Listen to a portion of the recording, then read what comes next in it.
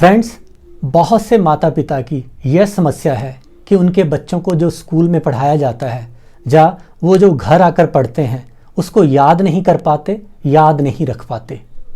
यह वास्तव फ्रेंड्स, इस वीडियो में मैं आपको ऐसे सिंपल मेथड बताऊंगा जिनको प्रयोग करके आप अपनी इस समस्या को सदा के लिए दूर कर सकते हो।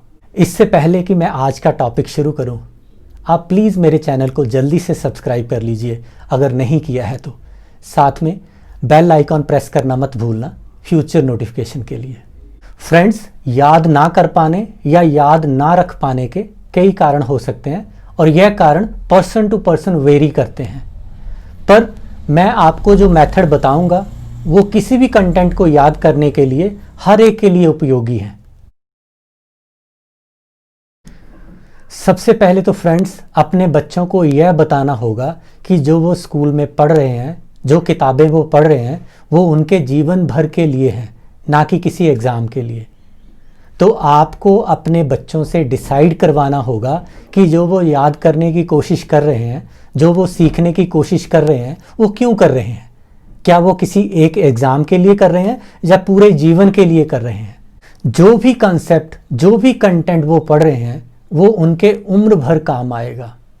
तो अपने बच्चों को सबसे पहले ये एहसास करवाओ कि जो भी वो पढ़ रहे हैं वो उनके उम्र भर के लिए है। अगर वो इस लक्ष्य को रखकर सीखने की कोशिश करेंगे, याद करने की कोशिश करेंगे, तो याद करने की प्रक्रिया जो है वो आसान हो जाएगी। और फ्रेंड्स, किसी भी चीज़ को समझने के लिए, सीखने के लिए, किसी भी कंसेप्ट को समझने या सीखने के लिए सबसे पहली जो सीढ़ी होती है उस कंसेप्ट को मेमोराइज करना, उस चीज़ को याद करना। अब याद करना कैसे है, इस चीज़ को डिस्कस करते हैं। अगर आपके बच्चे को किसी कंटेंट को याद करने में समस्या आ रही है तो सबसे पहला काम जो आप कर सकते हो, आपने ये देखना है कि बच्चा उस लैंग्वेज को पढ़ने के काबिल है या नहीं है। क्या उसको उस लैंग्वेज को अच्छी तरह से पढ़ना आता है या नहीं आता।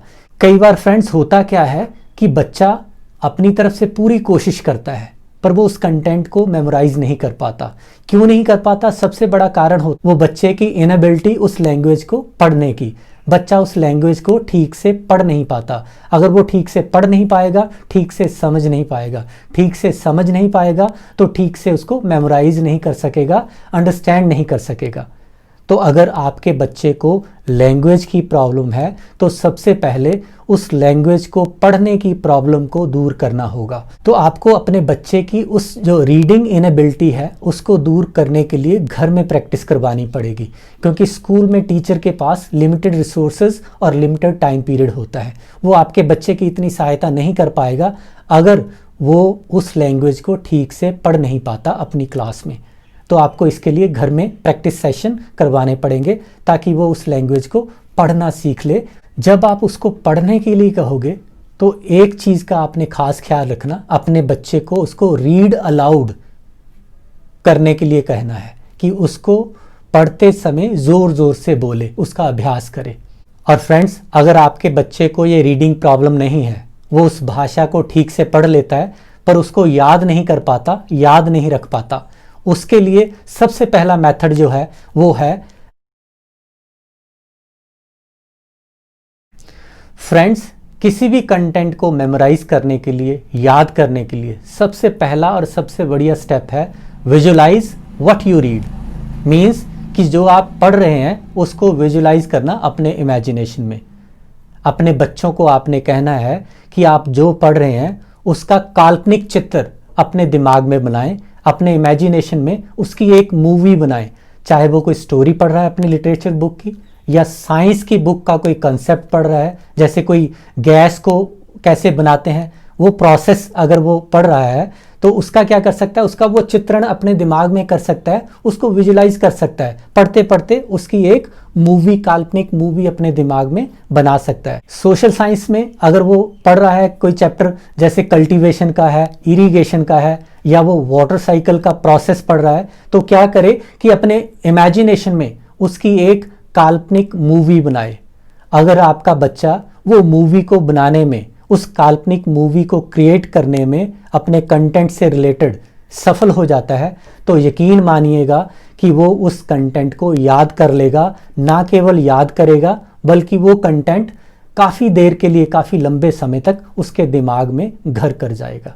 फ्रेंड्स, दूसरा सबसे इम्पॉर्टेंट जो मेथड है वो है रीड लाइक अ न्यूज़पेपर।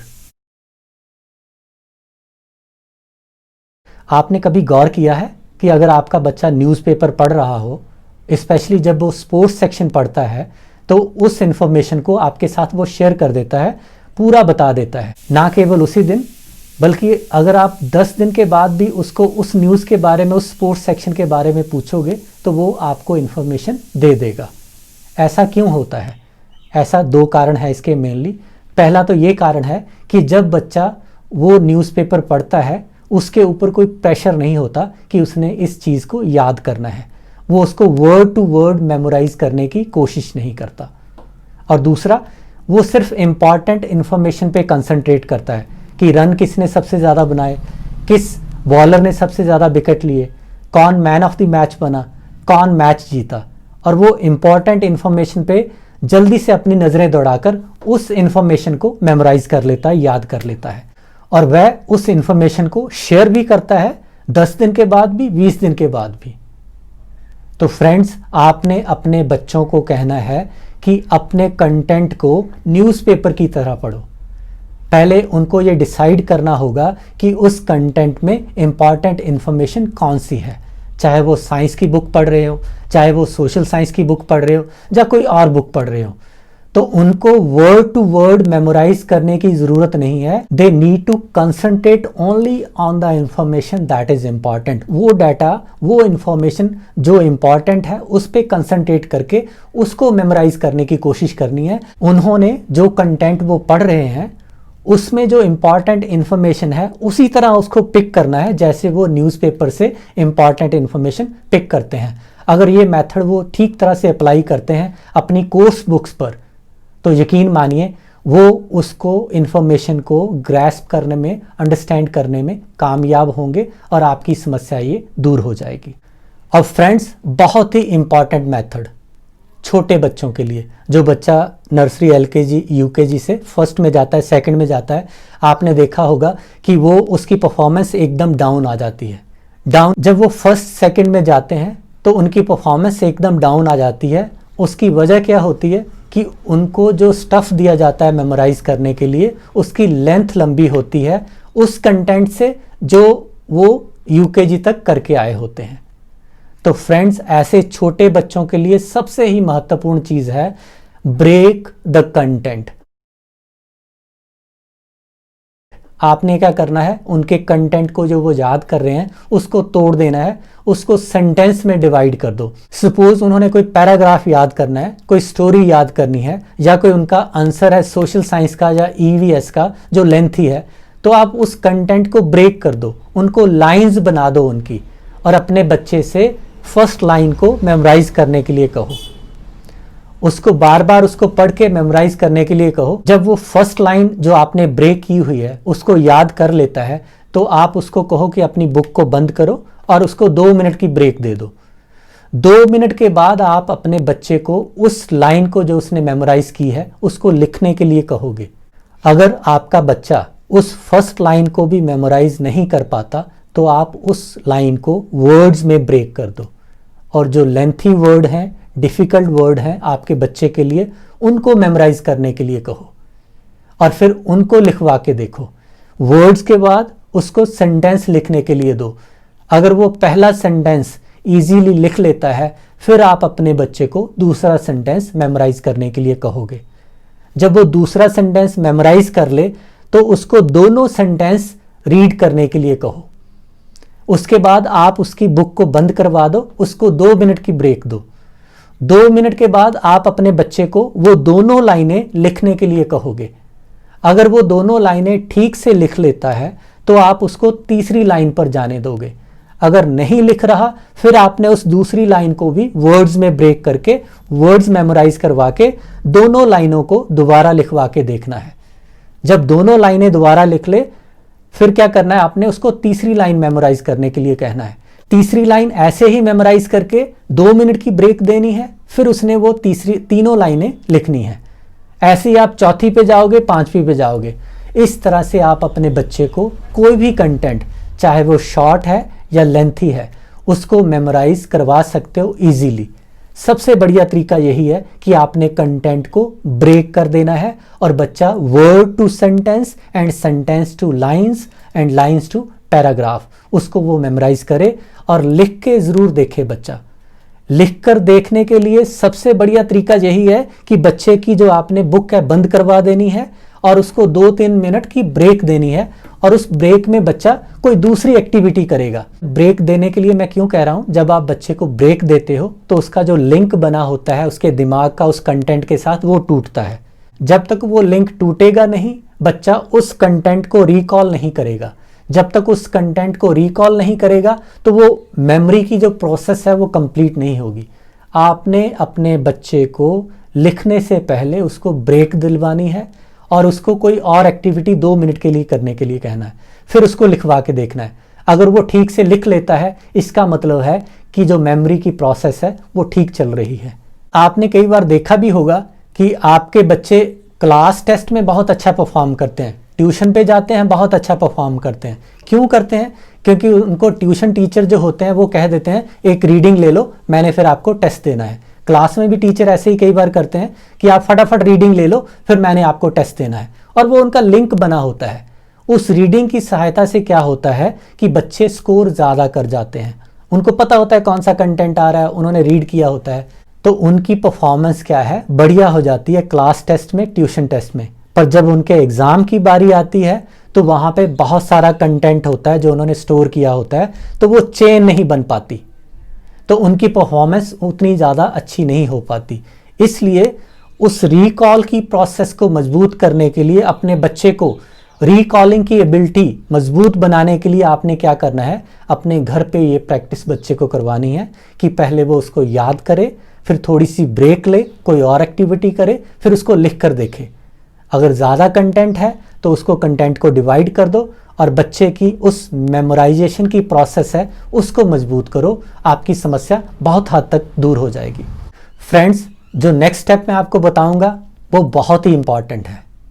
उस स्टेप का नाम है शेयर व्हाट यू लर्न।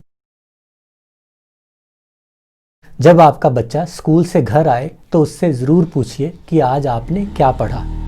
अपने बच्चे की इस आदत को बनाएं कि वो आपके साथ आकर शेयर करे कि फर्स्ट पीरियड में उसने क्या पढ़ा, सेकंड में क्या पढ़ा, थर्ड में क्या पढ़ा, फोर्थ में क्या पढ़ा। इससे क्या होता है कि वो रिकॉल करता है।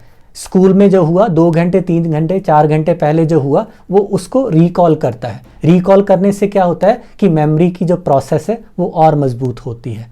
दूसरी बात, जो भी बच्चा आपका घर में पढ़े या स्कूल से पढ़कर आता है, अगर घर में कोई उससे छोटा बच्चा है तो उस बच्चे को कहो कि उस इंफॉर्मेशन को अपने उस भाई या बहन के साथ ज़रूर शेयर करे, उसको पढ़ाए। इससे क्या होगा, उसकी अपनी अंडरस्टैंडिंग उन कॉन्सेप्ट पे और मजबूत होगी और ज़्यादा क्लियर होगी। अगर घर में कोई और बच्चा नहीं है, कोई छोटा बच्चा नहीं है, तो आप मम्मी या पापा, आप अपने बच्चे से कहो कि आप मुझे बताओ कि आपने क्या पढ़ा, मुझे समझाओ, मैंने भी सीखनी है ये चीज़। जब बच्चा वो इन्फॉर्मेशन आपके साथ शेयर करेगा, वो कंसेप्ट आपको पढ़ाएगा, तो क्या होगा, अल्टीमेटली उसकी अंडरस्टैंडिंग उन कंसेप्ट्स के ऊपर और ज़्यादा बढ़ेगी और ज़्यादा वो मजबूत होगी और आपका बच्चा उन चीज़ों में और मजबूत हो जाएगा, दक्ष हो जाएगा और आपकी ये जो समस्या है रहेगी नहीं। उसकी एकेडमिक परफॉर्मेंस और बढ़िया होती जाएगी, उसमें कॉन्फिडेंस आएगा और वो किसी भी टारगेट को अचीव कर लेगा। तो फ्रेंड्स, ये थे सबसे बढ़िया स्टेप बच्चों में मेमोराइज करने की स्किल को इम्प्रूव करने के लिए कि वो कैसे याद करें, कैसे याद रखें। अगर आपके बच्चों में मेमोरी की प्रॉब्लम है, उनको याद करने की समस्या है या वो याद नहीं रख सकते हैं, तो आप प्लीज़ इन स्टेप्स को एक एक करके अपने बच्चों के ऊपर अप्लाई करें और मुझे इन स्टेप्स को अप्लाई करने के बाद ज़रूर बताएं कि इसका रिज़ल्ट क्या निकला। अगर आपको अपने बच्चों की स्टडी में कोई और प्रॉब्लम आ रही है तो आप मुझे बेझिझक ईमेल कर सकते हैं। मेरा ईमेल आईडी है akanwar238@gmail.com। मुझे आपकी सहायता करके खुशी होगी।